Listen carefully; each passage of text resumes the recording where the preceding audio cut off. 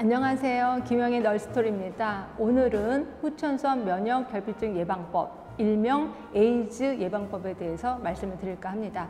자, 여러분들은 HIV 바이러스 감염이 나고 그다음에 에이즈 환자하고 이 둘을 구분하셔야 됩니다. 똑같은 사람은 아닙니다.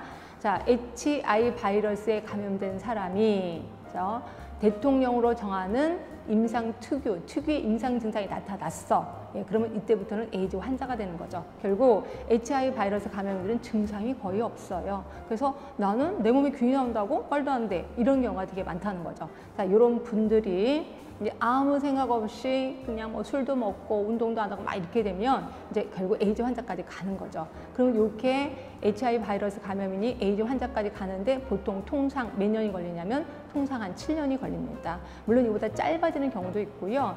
죽을 때까지 에이즈 환자가 안 되는 경우도 있어요.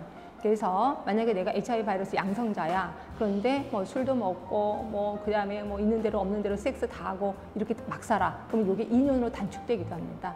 한 3년 전인가요? 어떤 고등학교 1학년 여학생이 학교에서 수업을 듣다가 너무너무 아파서 쓰러진 적이 있었습니다. 그래서 이제 부랴부랴 응급실로 갔죠. 근데 딱 봤더니 에이즈 환자가 벌써 이미 된 거예요. 결국 이 친구는 그래서 도대체 성관계를 언제부터 했는데 근데 이 친구가 중학교 2학년 때부터 성관계를 하기 시작해서 그 다음에 본인이 HIV 바이러스 양성자가 된지도 모르고 계속해서 자기 생활을 한 거죠. 그렇게 그래서 2년으로 단축됐다 이렇게 보시면 돼요. 그래서 그 질병 특유의 임상 증상이 다 일어나서 결국 지금은 사망을 했습니다. 그래서 이렇게 하는 경우도 있고, 자, 내가 비록 양성자이지만 면역력도 증가시키고 운동도 하고 맛있는 것도 많이 먹고 이러면 죽을 때까지 에이즈 환자가 안 되기도 한다라고 생각하시면 돼요. 자, 그러면 우리나라에서는 어떤 사람들이 요거를 강제로 검사 받아야 되는 사람도 있나요? 예, 있습니다. 그래서 성과 관련된 직종에서 일을 하고 계셔. 그래서 성과 관련된 그런 검사를 주기적으로 받아야 되는 직업들이 있을 겁니다. 예를 들어서 특수업체부들이요. 예, 이런 분들은 6개월에 한 번씩 꼭 반드시 검사를 받아야 돼요. 근데 나는 그곳에 일하지는 않지만 조금 찝찝해. 그런 사람도 받을 수 있습니다. 그래서 보건소나 의료기관에 가서 저희 검사하러 왔습니다 라고 하면 검사를 해줍니다. 자, 그런데 내가 저 검사하는데요, 이름 대기 싫어요. 저 그냥 홍길동이라는 이름으로 좀 해주셨으면 좋겠습니다 라고 하면 또 가능할까요? 불가능할까요? 예, 가능합니다. 그래서 내가 이름 홍길동이라는 이름을 해주세요 라고 하면 그냥 검사를 해주는 거죠.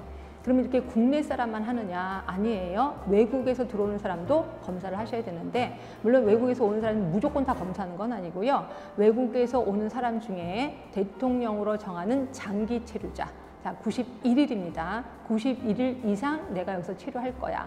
근데 그냥 체류하는 게 아니라 내가 경제 활동을 할 거야. 돈을 좀 벌 거야. 한국에 와서. 그럼 반드시 음성 확인서를 제출해야 돼. 나는 HIV 바이러스가 없다라는 한 달 전에 검사한 음성 확인서를 제출해야 돼요.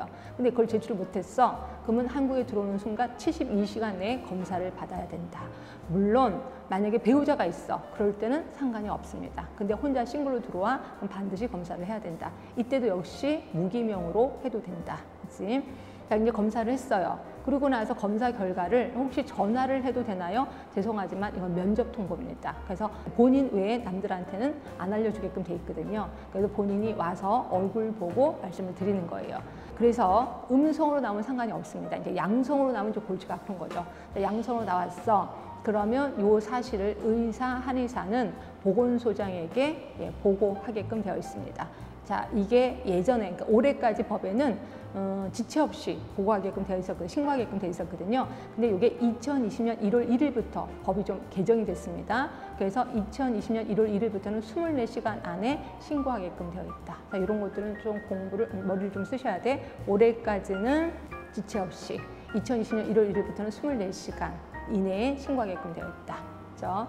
자, 그러면서 이렇게 신고를 하면 보건소에서 이분들의 명단을 작성합니다. 그리고 이분을 3개월에 한 번씩 관리를 하는 거죠. 그래서 면역력이 떨어지진 않았는지 면역력을 증가시키게끔 관리를 좀 해드리고 있습니다. 그래서 이것도 좀 기억을 해두시고, 그다음에 제가 아까 성을 매개로 하는 특수 직업은 정기적으로 검사를 받는다고 얘기를 했잖아요. 이 정기적인 게 6개월. 다시 말해서 1년에 2번 정기적인 검사를 받는다. 이것도 기억을 해두시고요. 자, 그 다음에 이제 내가 이제 HIV 바이러스 양성인이 됐어. 그러면 내가 뭐 취업 못 하나요? 이제는 저는 그냥 가만히 집에만 있어야 되나요? 아니에요. 취업할 수 있습니다. 단 어떤 취업을 못 하는 거냐면 성과 관련된 곳을 일하는, 그러니까 성과 관련된 일을 하는 곳, 특수업체부 뭐 이런 곳에는 일을 할 수가 없는 거죠. 그거 외에 병원에서도 근무할 수 있고요. 그냥 뭐 장사도 할 수 있고 아무것도 다 할 수 있습니다. 그죠? 자, 그런데 이분들은 살아가시면서 이런 행위를 하면 안 돼. 어떤 행위냐면 전파 매개 행위를 하면 안 되는 거죠. 그럼 전파 매개 행위라는 게 도대체 뭔데요?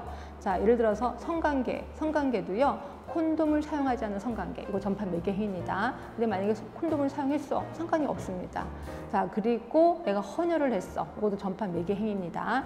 자, 근데 결혼을 했어, 이거는 전파 매개 행위가 아니에요. 그냥 사랑해서 결혼한 거라고 보시면 돼. 결국 자, 성관계, 콘돔을 사용하지 않은 성관계, 그 다음에 헌혈, 이런 것들은 모두 전파 행위고요. 이러한 전파 매개 행위를 했다면 요거는 3년 이하의 징역에 처하게 되는 겁니다. 항상 모든 법은요, 징역도 있고 또는 돈 있으면 돈으로 때워 이런 것도 있는데 여기서는 돈 없습니다. 벌금 없습니다. 그냥 3년 이하의 징역, 몸으로 때우셔야 된다. 이렇게 보시면 돼요. 자, 지금까지 간단하게 그 후천성 면역결핍 예방법에 대해서 설명을 드렸고요. 자, 요거 되게 간단하지만 국시생들, 공시생들에게는 아주 큰 힘이 될 겁니다. 그래서 요걸 잘 기억하셨다가 말 그대로 상식화하시면 가장 큰 영향을 미칠 겁니다. 자, 지금까지 김영애 널스토리였습니다.